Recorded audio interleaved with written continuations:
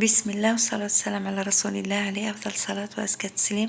مرحبا بكم، شراكم، نتمنى إن شاء الله تكونوا لاباس عليكم، هنيين في تمام الصحة والعافية.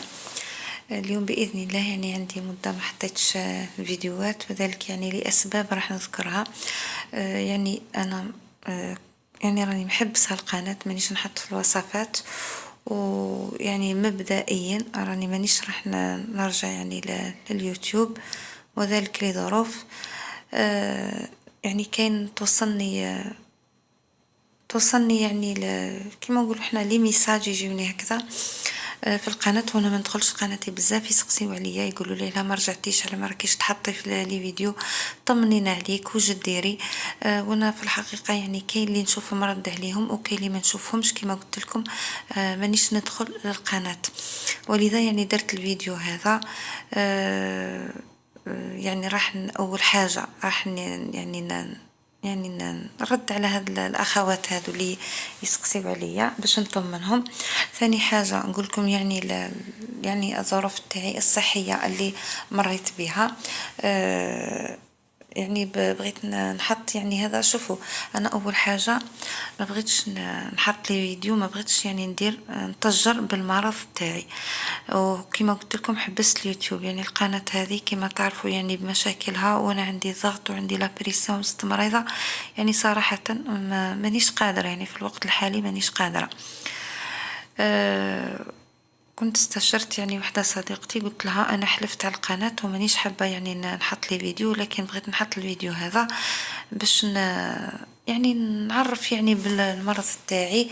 ممكن كاين اخوات، يعني ربي اول حاجه ربي يعافي الجميع، ربي كل يعني يمد الصحه للناس كامل، لان الصحه هذه يعني نعمه ما نقدروهاش حتى نفقدوها، ولا يعني نمرضوا ولا نطيحوا، ولا باش نعرفوا يعني القيمة تاع الصحة. كما يقال الصحة تاج فوق المرضى، لا عفوا، الصحة تاج فوق رؤوس الأصحاء، لا يراها إلا المرضى.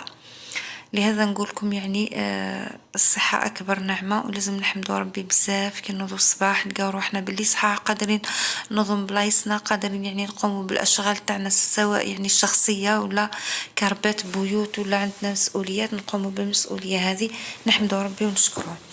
كما قلت لكم أنا يعني في الفترة الأخيرة منذ مدة أصبت يعني بمرض السرطان في الكولون، أي في المصران. يعني عافاكم الله. كما قلت لكم نتمنى للجميع يعني الصحة. كنت يعني شوفوا هاد لي فوتو هادو تاع الماكله راني درتهم العام اللي فات، راهم محطوطين قدام في بورطابلي. كنت يعني حبيت نحط يعني الدوسي تاعي ميديكال، لكن يعني دفعته في لوبيتال، ما قدرتش يعني يعني ما عنديش حتى وثائق باش نحطهم، ولا يعني باش يكون يعني الموضوع يعني كما نقولوا احنا الموضوع اللي نهدر فيه يجي متناسق مع الصور اللي راح نحطها. ولكن للاسف لقيت يعني يعني لقيت الصور هذه في الفيديو، قلت نحطهم وخلاص. كما قلت لكم أصبت يعني بمرض السرطان، عافانا الله وإياكم. المرحلة الثالثة. نحكي لكم دركا كيفاش حتى اكتشفته. كنت في شهر جوان، يعني حكمتني واحد لاكريز هكذا تاع المصران في الليل. كنت روحت لدارنا، وكما تعرفوا حنا كي نروحوا نخلطوا الماكله ناكلوا، يعني كيما نقولوا حنا ندخلوا كل دار ندخلوا ذوقي منا تلقاونا يعني خلطنا الماكله، ماشي كيما نكونوا في ديارنا. وهكا انا هذاك اليوم يعني صح خلطت فيه الماكله في الليل، نض لي سطر. بدالي بشويه، ومن بعد سطر لا يطاق، يعني ما قدرتش نقاومه. عيطت للزوج تاعي، داني يعني الاسعافات، ضربوا لي البرا تاع السطر وعطاوني الدواء. وكي روحت للدار، لكن للاسف يعني ما فاتش عليا السطر هذاك، بقيت يعني نتوجع حتى طلع النهار في وجهي. وحاشاكم مع الردان، كي كنت نرد غير في كيما نقولوا حنا كي شغل المرار صفر فرات، ما فيه ما والو، ما فيه ماكله، ما فيه حتى حاجه. انا الاول قلت يعني السطر هذاك شكيت في المصرانه زايده، قلت بالك هي اللي دير هكذا. ومن بعد الطبيبه قالت لي يعني تاع لا سال ديرجونس هذه، قالت لي لا مش هذه مصرانه، قالت لي راهو غير الكولون تاعك بركه.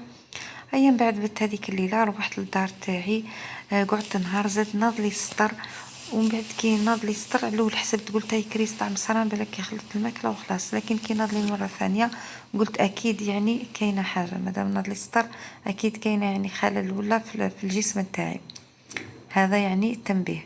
رحت للطبيبه الحق يعني اللي مرة نداوي عندها، هي طبيبه يعني مليحه، وفقط لي كي كانت عندي الغده كي كانت عندي المراره، رغم انها يعني طبيبه عامه ماهيش مختصه. كي رحت لها قلت لها فوالا واش عندي قالت لي ما تقول قيمه والو، قالت لي راهو هذا الكونول العصبي اللي يدير هكذا. عطات لي الدواء، عطاتني يعني فرد دواء ما كثرتليش، قالت لي روحي شربي الدواء هذا وبربي درك يفوت عليك، مع يعني العلم اني كنت نعاني من السمنه بسبب خمول الغده الدرقيه. قالت لي لازم ديري ريجيم. المهم روحت للدار، بديت نشرب في الدواء هذاك وقعدت واحد 2 ايام ولا زاد ناض لي ستر كيما قلت لكم فظيع لا يحتمل. زدت رجعت لها قلت لها طبيبه ناض لي ستر، قلت انا مشكيتش الستر هذا تاع القولون العصبي. قالت لي لا ما كان والو، اشربي دواك درك يفوت عليك، اصبري يعني انت مش تشربي دواء نهار ولا زوج فم زدتي رجعتي لي تقولي لي بلي او عندك ستر. قالت لي اصبري درك يفوت عليك مع الدواء درك يفوت عليك. روحت للدار صراحه الدواء هذاك حبستو، بالك شغل ما دار لي والو، لانه يعني المفعول تاع الدواء يبان على الاقل نهار زوج تبداو يعني الانسان اللي مريض يبدا يحس يعني هو يعرف روحه كما نقولوا احنا الانسان طبيب روحه. لكن ما فات عليا السطر ما والو، زدت قعدت نهار زاد ناضلي نفس السطر. قلت الخطر هذه كي نروح لها نقولها تعطيني ندير الراديو، ما فيهاش دير الراديو هكذا باش نطمن اذا ما عندي حاجه نداويها، واذا ما عندي والو هذيك يعني اللي ماذا بيا.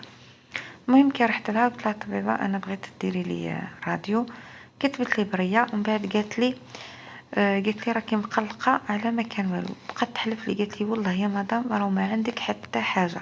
قالت لي دوك نفهمك، قالت لي انت درتي عمليه على المراره، قالت لي اي انسان كي تحل الكرش تاعو راه بيدخل له الهواء ومن بعد يكون لي غاز. قالت لي انت لي غاز هذوك يكونوا عندك في مصرانك مع عندك القولون العصبي كي شغل يبقاو يدوروا ما يخرجوش المصران تاعك الامعاء تاعك شغل يحبوا يتلاوثوا يحبوا يتعقدوا.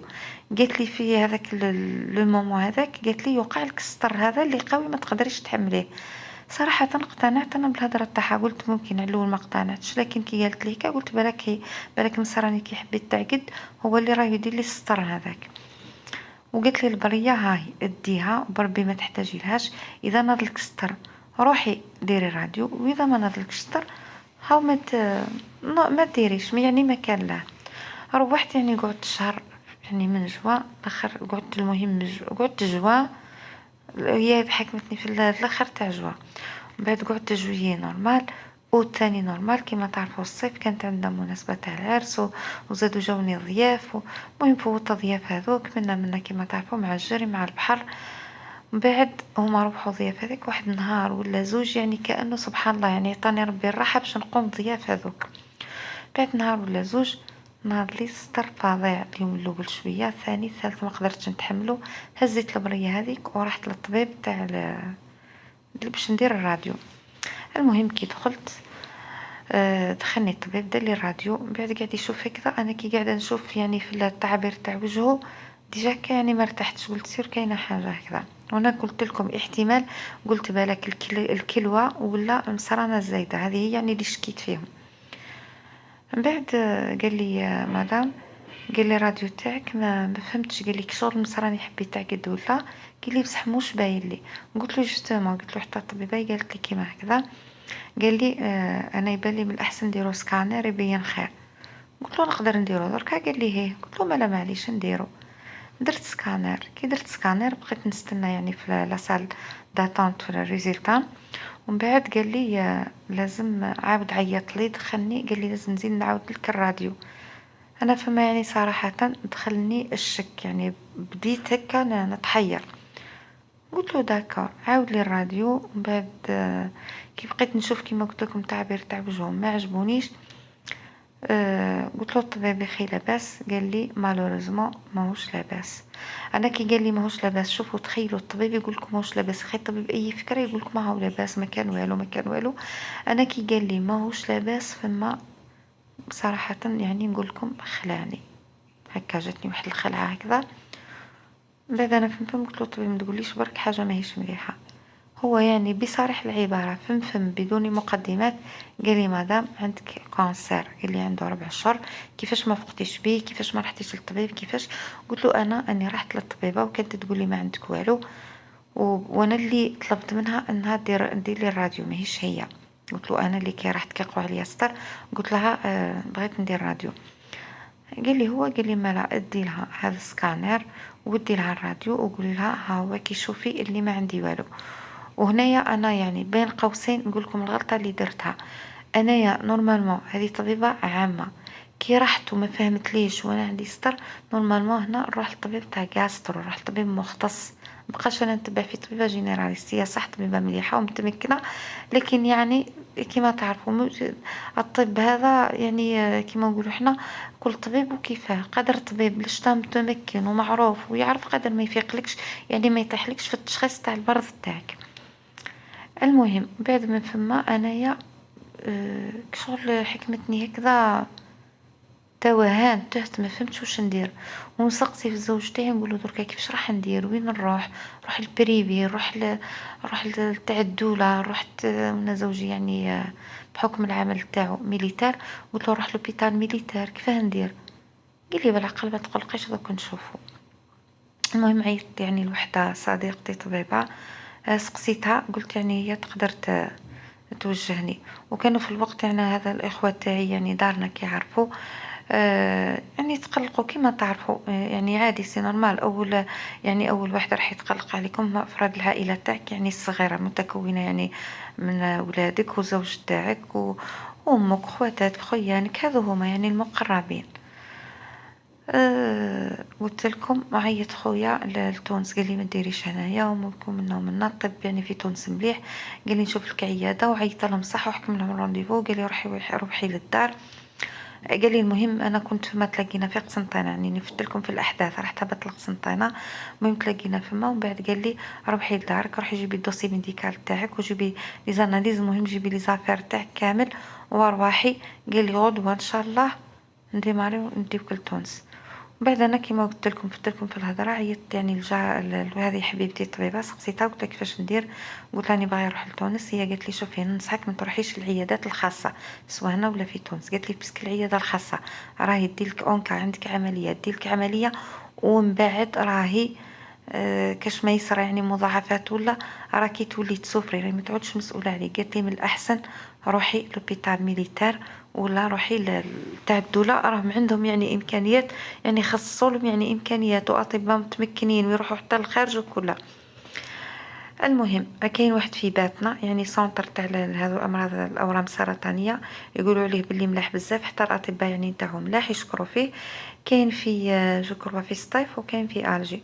انا يعني بغيت نروح لبلاصه قريبه باسكو على بالي نبقى نطلعوا نهبط. المهم انا في 3 شهور هذوك ما جيت نفيق يعني بالمرض حتى شيطوني. هو الطبيب قال لي هكا ومن بعد رحت للطبيب في قسنطينة يعني تاع غاسترو. قال لي لازم ديري كولوسكوبي، يعني ندير باش ندير كشو نقولوا حنايا باش ندير لا بيوبسي باش نشوف واش عندي، يعني باش ينحيولي من الجرح. وكما تعرفوا آه، حاشاكم يديروا لكم الجعبة من لتحت باش يدخلوا المصران يشوفوا واش فيه. المهم انا كي قلت للطبيب هذا هي قلت له معليش، قلت له نتاع طبيب وتعرف اللي راح تقول لي عليه راح نديرو. درت فما عنده زاد تروحت زاد حكم لي رونديفو بيسك على بالك قبل ما ديروا هذا الكولوسكوبي هذا لازم حاشاكم لازم تنظفوا المصران تاعكم، يعطيوكم الدواء تشريوه من لافارماسي تشربوه تبقاو هذيك الليله كامله وانتم طالعين هابطين حاشاكم لا دياري حتى يصفى المصران تاعكم. وهذه يعني نقطه مهمه باسكو لو كان يعني واحد يحب يدير كولوسكوبي وما يصفاش مصرانه مليح حاشاكم كي يلقاو مسخ او ما يكملولوش العمليه وهكذا راح ما يعني قدر ما يخرجلوش يعني التشخيص. المهم درت كي رحت عنده دار لي قال لي دركا هذوك كيما نقولوا حنا كيفاش لي بياس هذوك والله نسيت كيفاش يقولوا لهم. المهم هذوك اللي نحاول من الجرح هما نحاولي حوالي 10 بياسات من الجرح. دارهم لي هكذا في واحد التيب هكذا وقال لي هذو ديهم للمخبر اللي تحبي هنا في قسنطينه ولا فين تسكني ولا يديروا لك لي زاناليز وكي يخرجوا لي زاناليز نشوفوا من بعد واش نديروا. بيسكي قلت له انا واش قال لي الطبيب هكا كونسير، قال لي ما ماهوش كان وحده يقدر يبين، لازم نديروا لي زاناليز هذو. المهم جبتهم انايا هنا، ديتهم المخبر على 3 جور، ما قالوا نورمالمون يقعدوا 10 جور ولا قعدوا على 3 جور خرجوا. كي خرجوا رحت جيت واش كاتب هو الطبيب في التقرير هذاك تاعو، كاتب بلي ما كان والو، ما كان والو يعني مش ما عندي والو، يعني ما خرج والو.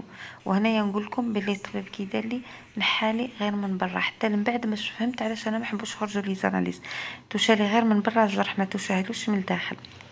من بعد هو كي ديت له قلت له ها واش كان، قلت له الطبيب قال لي لازم تزيدي تعاودي، قال لي ما تزيدي تعاودي ما يخربولك لا في الجرح لا والو، روحي زيدي عاودي القراءه، ريكيبيري هذوك لي بياس هذوك وديهم لابو واحد ويعاودوا لك لا ليكتور، يعني يعاودوا لك القراءه نتاع التحاليل.